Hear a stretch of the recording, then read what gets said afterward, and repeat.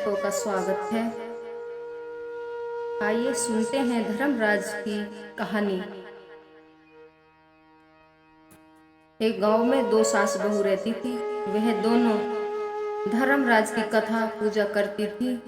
एक दिन धर्मराज ने सोचा क्यों ना इनकी परीक्षा ली जाए। तभी धर्मराज ने हंसों को बुलाया और उनके घर पर जाने के लिए कहा कि उनके घर पर जाकर दाने चुगने को कहा। हंस उस बुढ़िया के घर में आ गए। तभी वह बुढ़िया अपनी बहू से बोली, बहू देखो हमारे घर में हंस आए हैं, इनके लिए मोती लेकर आओ, ये तो मोती ही खाते हैं। तभी बहू बोली, माँ जी हमारे घर में तो अनाज का दाना तक नहीं है, तो मोती कहाँ से लेकर आऊं। तभी सास बोली, बहू तुम सेठ के घर जाओ और मोती उधार लेकर आओ। तभी बहू सेठ जी के घर जाती है और सेठ जी से कहती है कि सेठ जी मुझे मोती चाहिए। तो सेठ जी कहते हैं,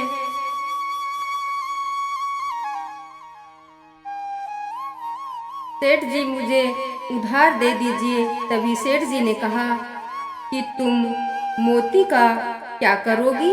बहू बोली कि हमारे घर हंस आए हैं और हम उन्हें भूखा कैसे जाने दें।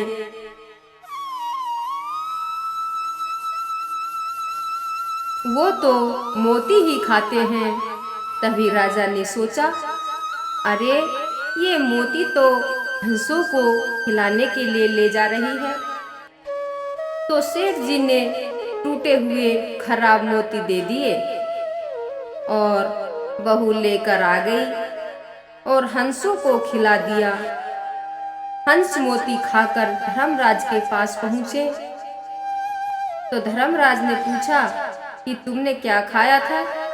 तभी हंस बोले, महाराज हमने तो मोती खाए थे।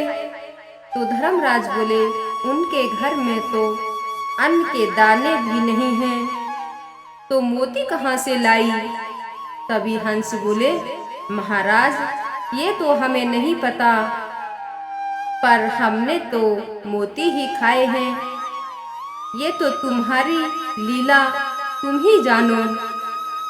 धर्मराज ने अपना ध्यान लगाकर सब कुछ देखा। तभी धर्मराज ने हंसों से कहा, जाओ उस बुढ़िया के घर मोती का पेड़ लगा कर आओ। और हंस बुढ़िया के घर मोती का पेड़ लगा आए। तब सुबह हुई और बुढ़िया ने देखा कि उसके आंगन में मोती का पेड़ लगा है और मोती चमक रहे हैं, कुछ नीचे झड़े हुए भी हैं। बुढ़िया बोली, बहू देखो हमारे आंगन में मोती का पेड़ लगा है।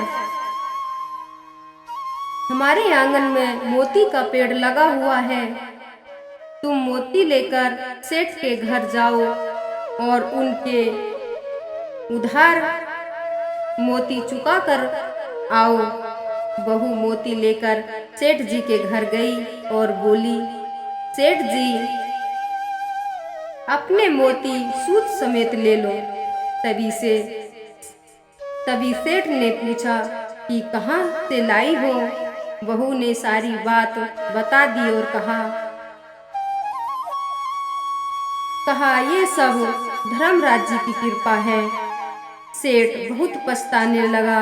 सोचा मैंने तो टूटे फूटे मोती दिए थे और ये तो नए चमकदार मोती लाई है।